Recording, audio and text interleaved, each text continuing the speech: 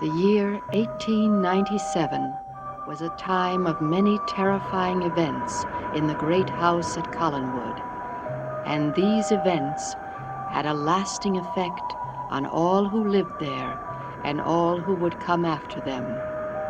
But perhaps no single event was so cruel and frightening as the deliberate plan of one evil man to induce madness in the mistress of the house.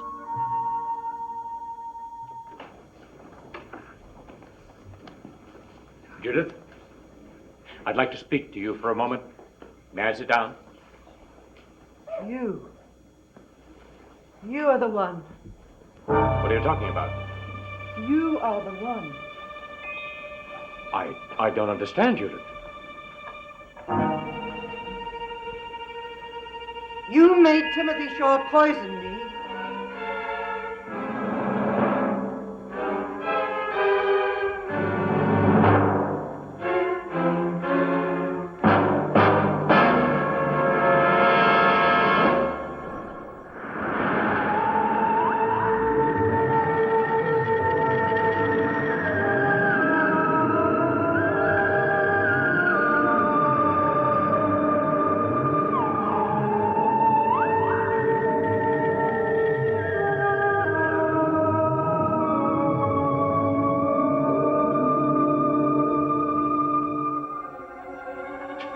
Judith, you don't know what you're doing. I know all about you now, Mr. Hanley. What you did, how you used Timothy Shaw. No, that's not true. You've got to get a hold of yourself. You don't know what you're talking about. You and my husband planned it, didn't you? And thought you could blame poor Timothy Shaw. Judith! Give me that! Oh, let go! What is the matter with you? Are you all right? Yes. But you were quite right. She's gone completely mad. She accused me of being responsible for Mrs. Trask's death. I knew I shouldn't have let you come in here alone. Edward, what's happening here? Evan, what are you doing here? You just tried to kill him, that's what's happening. Kill him? That's what I said. Edward, you can't be serious. You went after him with this letter opener. But I wasn't even aware that he was here. Judith, you're not well. I don't know what it is that's happened to you. Can you remember anything since morning? No, I can't. Well, we'd better call a doctor. No, I don't want to see a doctor. Judith, I'm you're all right. behaving so strangely. I'm all right, I tell you. Maybe I need a little rest. All right, That's then. all. I'll take you up to your bed. Remain here, Evan. I want to speak with you.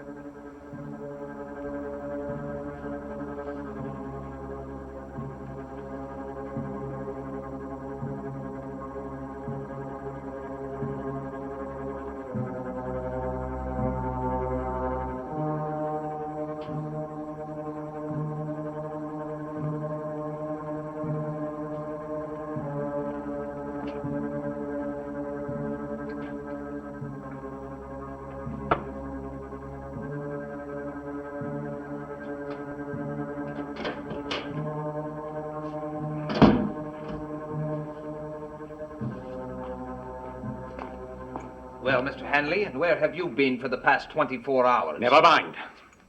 We had better decide what to do about your new wife, and decide quickly. What are you talking about? For some reason, unknown to me, she has imagined herself to be your first wife. And while under that delusion, she accused me of being responsible for her death. Is this some kind of macabre joke, Mr. Hanley? I assure you, it is not. She was like someone possessed. Your brother has taken her upstairs. She seemed to have recovered for the moment, but if this delusion of hers manifests itself again, you and I could be in very serious trouble, Reverend. Is it really possible that she could have been possessed by the spirit of Minerva? I can believe that. Yes. If the nervous spirit is restless, shouldn't come as a surprise to either of us. If this spirit is a danger to us, it must be silenced. We are dealing with a ghost, Mr. Trask.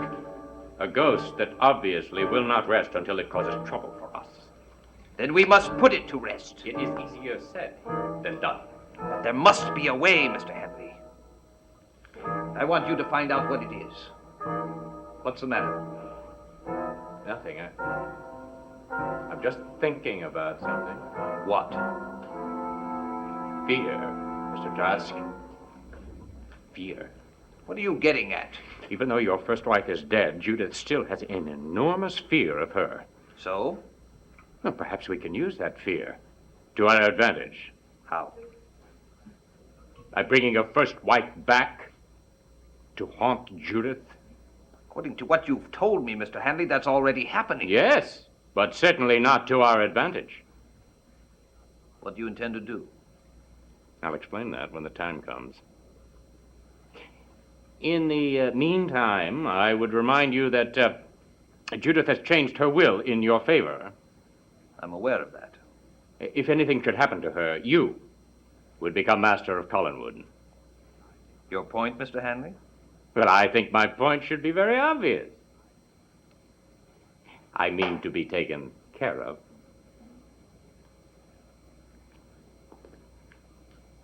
I will guarantee you nothing until I know what it is you're planning to do. Well, you come to my house this evening, and I'll show you.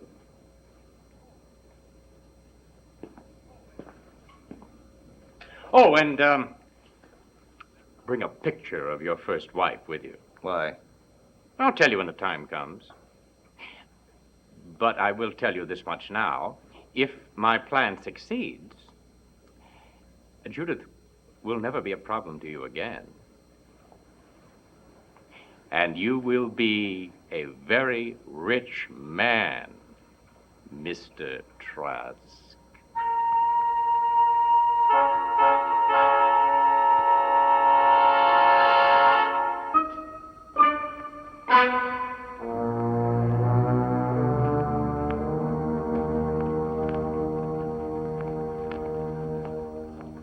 Where is Evan Hanley? He left a few minutes ago. I asked him to wait for me. He said he had some urgent business in town, but that he would be home later this evening. Very well, I'll call him later. In the meantime, I want to have a word with you. About Judith, no doubt. Yes? Edward, I think it should wait until after I've had a chance to talk to her. I will speak with you now. It cannot wait. Very well. What do you have to say? I may as well come directly to the point. I want you and Judith to have this marriage annulled. Annulled? We may as well not deceive ourselves. We both know that this marriage is a disaster. Judith was never suited for marriage. She never will be. And have you always decided what is best for her and what isn't? I know my sister better than you do. Why do you suppose she's never married till now? I don't know, and I don't care. The fact is, I love her. And I intend to do everything in my power, devote every moment of my time to ensure that she is well and happy. Now, if you will excuse me, Edward.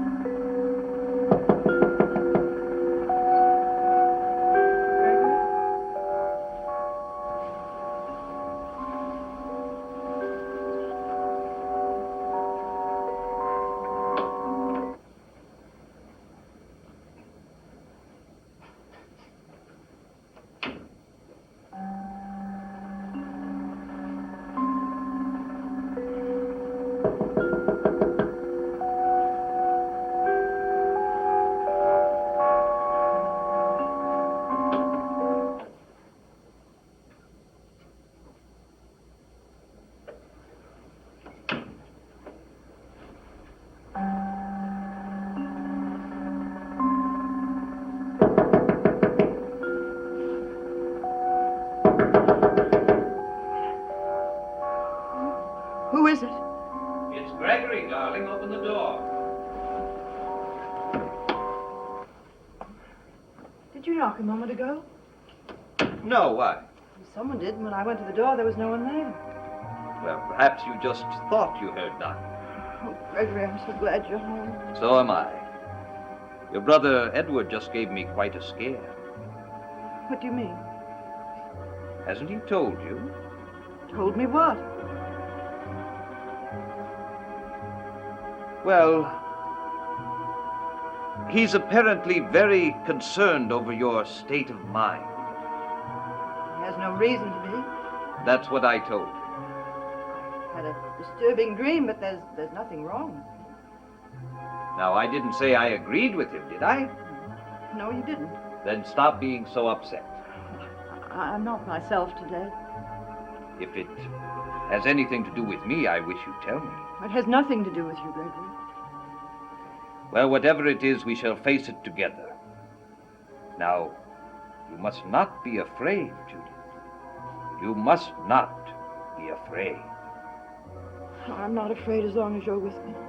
You will stay with me, won't you? Of course I will. Oh, I do have to make one more trip to the school. But I shall be back as soon as possible. And then I will stay with you, I promise. I'd be miserable without you.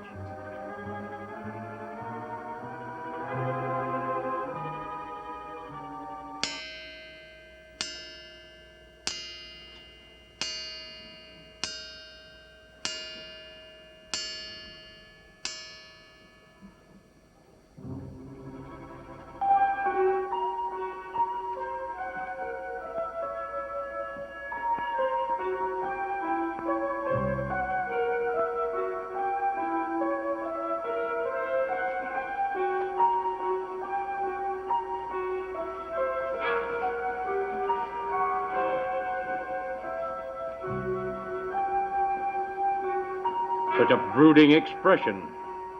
What's wrong, Mr. Trask? Surely you can understand my discomfort at participating in this sort of thing. Yes, of course. But we can't always be on the side of the angels, can we? Did you bring the picture of your first wife? You still haven't told me what it is that you're going to do exactly. Yes. Yes, it will do very nicely. The goal of our little ceremony is to conjure up a black ghost of your first wife. I don't understand. In effect, we are going to create a thing that will appear to Judith. She will think it is the ghost of Minerva Trask, but in fact, it will merely be an hallucination and will be completely under our control. Will this hallucination be visible only to Judith? No. That is the one dangerous thing about the plan. When it appears, anyone will be able to see it. Now, that is why you must go to Judith immediately and stay with her and do your best to keep anyone else from coming near. You still haven't told me how this picture of Minerva fits into it. At the height of the ceremony, I will set fire to the picture. And at that point, if I have been successful, the apparition will appear to Judith. I'd better get back to Collinwood at once. Yes. It's a few minutes past 8. I will begin at exactly 8:30. That should give you plenty of time.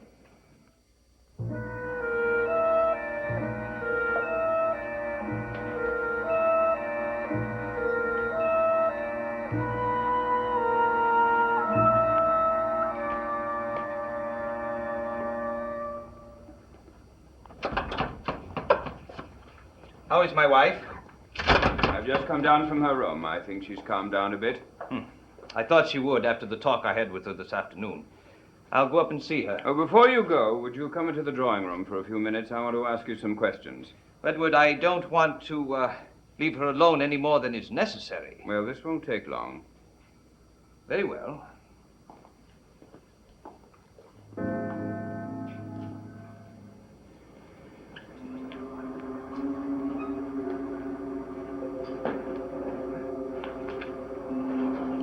I invoke and conjure thee, false and subservient spirit of Minerva. Do thou forthwith appear and show thyself unto Judith Collins, wherever she may be, in a fair and human shape without any deformity or horror. Show thyself presently and manifest only that which I desire.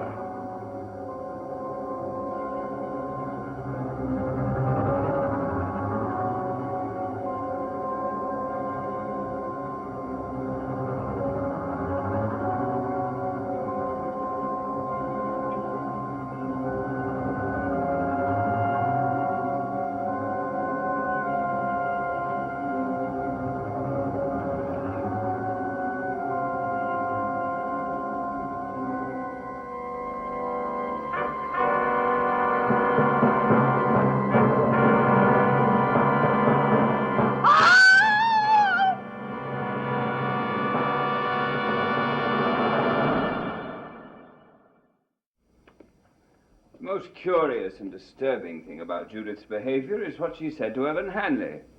And what was that? She accused him of murdering your first wife. Why on earth would she make such a fantastic accusation? Considering the state of mind she was in, Edward, I don't think she needed a reason. You yourself said she was completely irrational. Gregory!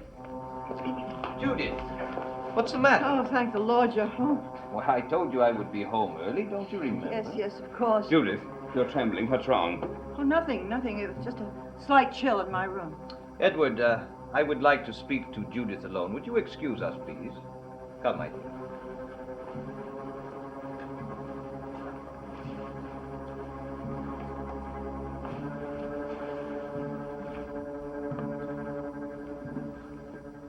Now, Judith, I want you to tell me why you lied to Edward just now.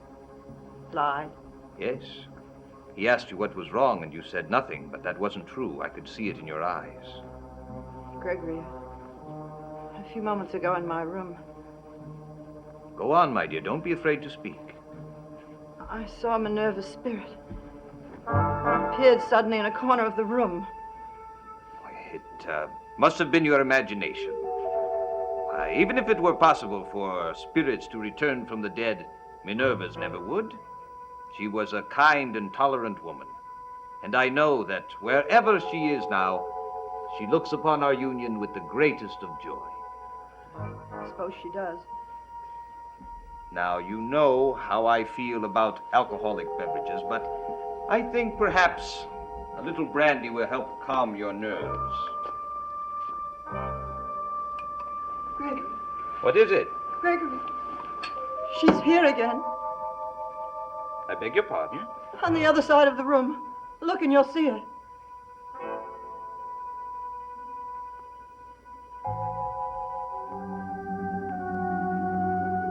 Why, Judith, there is no one in this room but us. But you must see her.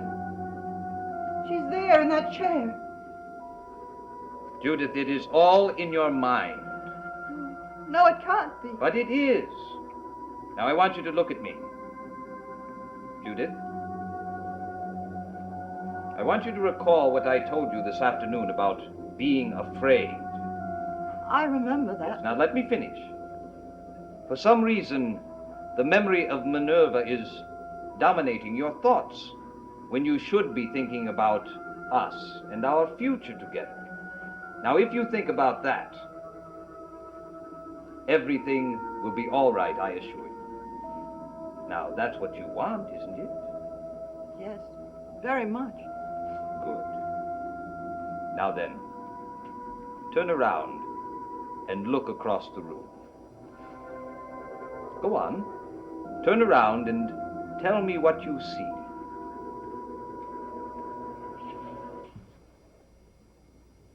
Well? I don't see anything. There. Didn't I tell you? Yes. I'd like that brandy now, please.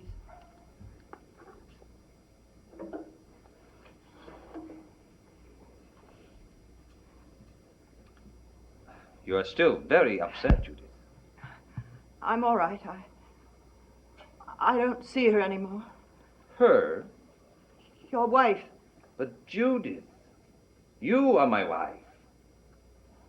Now I want you to keep telling yourself that. I am Mrs. Trask. I am Mrs. Trask. I want you to say that.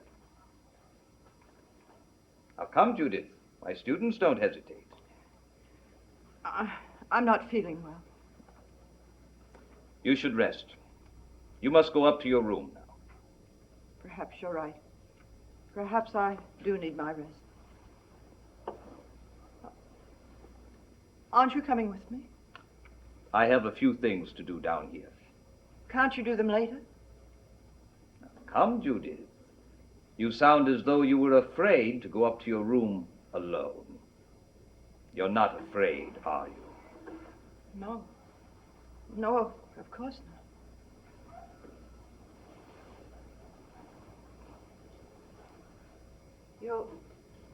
You'll come up when you're finished, won't you?